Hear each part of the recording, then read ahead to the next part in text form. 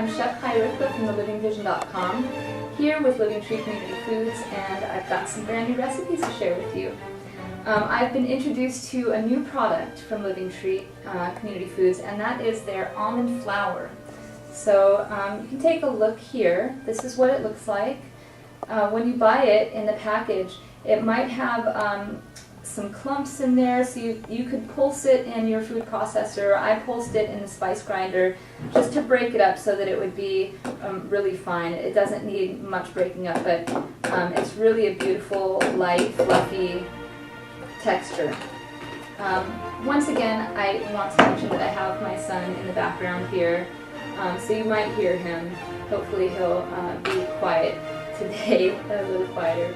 Anyhow, this is a wonderful new product, and I've had the pleasure of playing with it to make some really tasty, fun recipes that will add another texture to your raw food kitchen. So the first recipe that we're going to do today is focaccia. And if you don't know what focaccia is, usually it's a bread. It's a flat bread, kind of fluffy, with different herbs and spices on it. It's Italian, olive oil, and rosemary and oregano a lot of times. Sometimes it has some cheeses in there. So we're going to make a raw version using this almond flour. And what I have here measured out is 3 cups of the almond flour, and I'm just going to put that into a bowl. Again, I pulsed that in my spice grinder just to break up any little pockets that were still there. Pockets of dense flour that stuck together a little bit. Now to this, I'm going to add some spices. So what I have here is 1 teaspoon of garlic granules and 2 teaspoons of onion granules.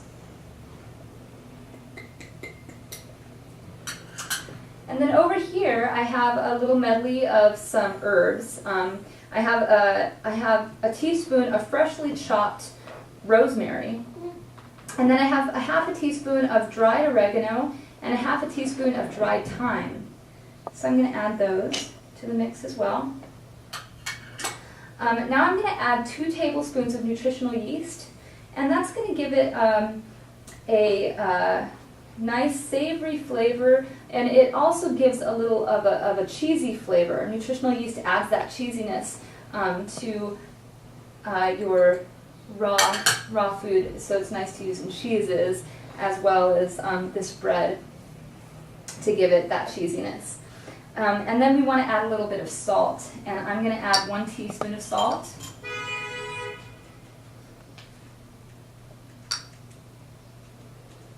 And we have this Himalayan crystal salt that Living Tree Community Foods carries.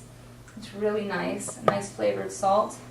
And then I also have 2 tablespoons of chia seeds that I put into my spice grinder and turned into a powder. So you can take a look at what that looks like now. So you just take 2 tablespoons of regular chia seeds. You can purchase those through Living Tree Community Foods as well. Put those through the spice grinder, coffee grinder, or Vitamix blender, and turn that into a flour. It just takes a few moments. So I'm putting those 2 tablespoons in there, and what that will do is help to bind everything together. Okay, so at this point, I'm just going to mix all of these dry ingredients to make sure that they're evenly dispersed and well combined. And it really smells great. Okay, now that is nicely combined. And what I'm going to do now is add some of this fabulous raw living olive oil to it. And what I have here is a half a cup measured out of that olive oil.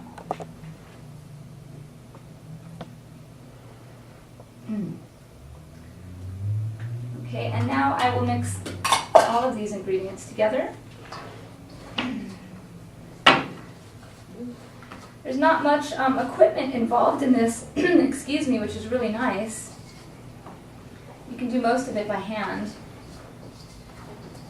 And sometimes I like to literally do it by hand. I'll just get my hands in there and rub everything together and get that olive oil fully incorporated. It will become grainy, like sand. Oops. You can see it getting a little bit grainy there.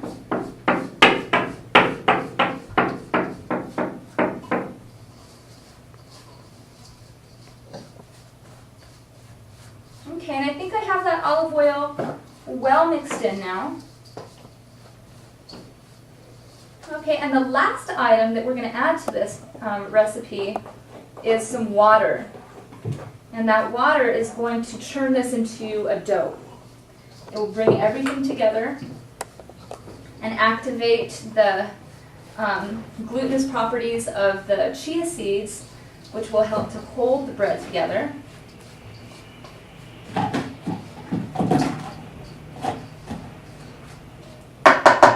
So I'm going to add just a half a cup of water. And at this point I'm going to get my hands involved because I will have a much easier time incorporating this water using my hands than using a spatula. And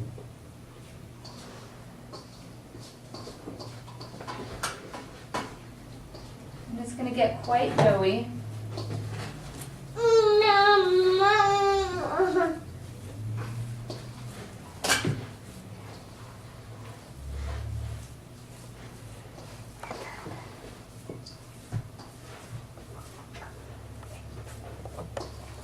Okay, so that's very moist now.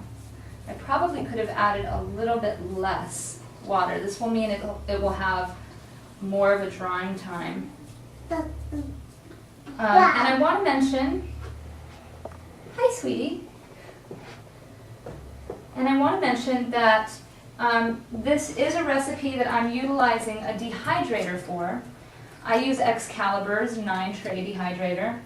And I have some of the sheets so that we can go over how we will make this into a bread. But if you don't have a dehydrator, then I recommend using a little less water. Start with a 1/4 cup of water, just to bring everything together. And you can use this and press it into a tart pan and use it as it is without drying it. You could do layers of the bread and then some sun-dried tomato sauce or pesto sauce and some ricotta cheese, which I'll be doing in a later video, a really simple macadamia ricotta. And just layer that and then refrigerate it and let it firm up a bit, and then you can serve that as slices, like a layered tart or terrine. It would be very nice. But today I'm going to go over using this to make a dehydrated bread. So here is my dehydrator tray. And I will take the dough and place it right on this Teflon sheet. Yes. There we go. Set this aside.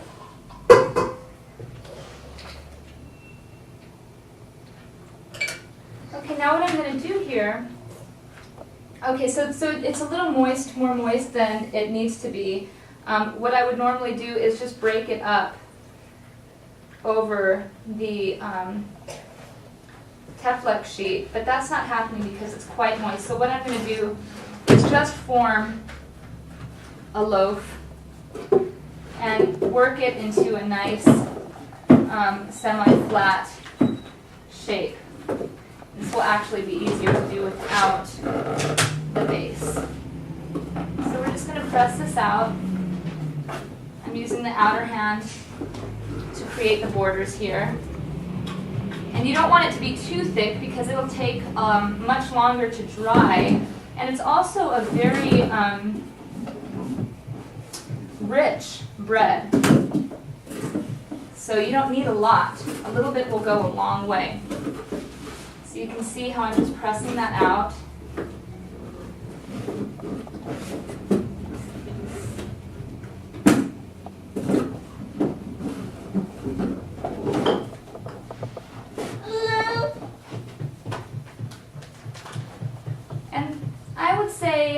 About a 1/2 inch thick is good.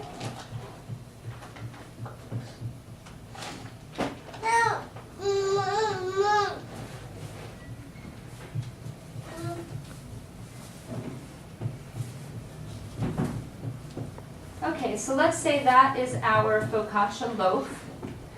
Now, you actually don't need to dry it on the Teflon sheet because it's not so wet that it's going to seep through the mesh plastic tray that comes with your dehydrator. So let's use this one. You can actually just flip it. What we'll do here, I'll show you how we flip this onto the tray. So I've got this on one dehydrator tray, and then I'm going to take the other one and place it face down right on top of that loaf, pick up both together and give it a quick flip. Then I can remove the top dehydrator tray along with that Teflon sheet, and it's ready to dry. Just like that. And we'll put it in the dehydrator at 115 degrees and let it dehydrate on one side until it's dry to the touch, and then you can flip it over and keep it going. It'll take about 10 hours altogether to get as dry as we want. We still want it moist on the inside. You don't want it to be completely dry all the way through. So the other thing that you can do with this is we'll flip this back onto the Teflon sheet, is turn it into flatbread.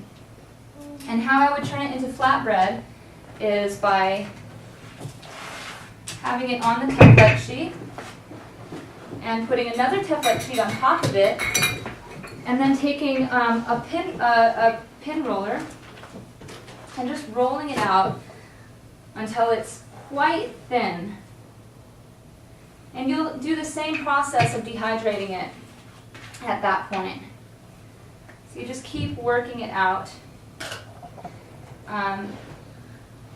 And this one, doing it this way, you can actually cut it before you dehydrate it and have it in your desired shape and size. If you wanted to do it like a pita bread, you could cut it out into a circle or triangular shapes. Okay, sweetie. So you just want to make sure it's even all the way across. And it's going to get down to be pretty thin.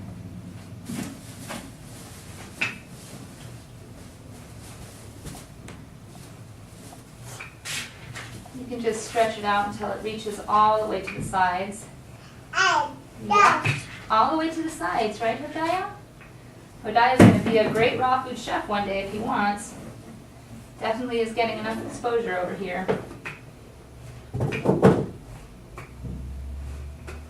Okay, so let's just say that's as thin as we want it to be. I'll take that off and show you what it's looking like right now.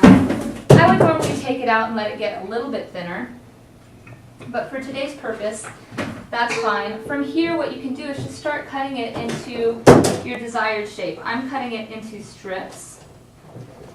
I'll cut it in one direction. And I am using a knife on my Teflon sheet, but what I'm not doing is dragging the knife with pressure over the Teflon sheet, because that could cause you slicing your Teflon sheet. So I'm just pressing down.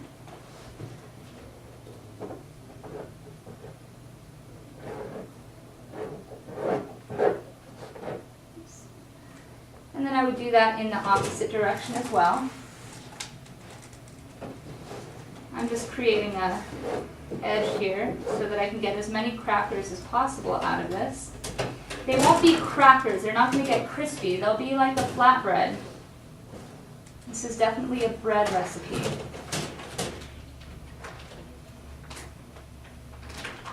Okay, so then you would just continue the same way until you have the entire flatbread cut into sections. And after you dry that, again, you can flip that back onto your Teflon sheet just as we did the flatbread. You'll end up with a nice dry but still soft in the middle bread on one side. This is our focaccia, it's a little thicker, and then this is the flatbread on the other side, it's a little thinner. They're delicious, they're savory, it's great with a salad, with a dip. Again, like I said, you can still use it fresh as a tart base or a pie shell, a savory pie shell. There's a lot of things you can do with this. Stay tuned for the macadamia whip ricotta cheese recipe because that goes really well with these. And have fun with it. I hope that you'll try it out. It's actually really easy, and I'm sure you'll love it. So thanks for joining us. I'm Chef Chaya-Ryvka from thelivingvision.com. This is Living Tree Community Foods, and we'll see you again. Bye.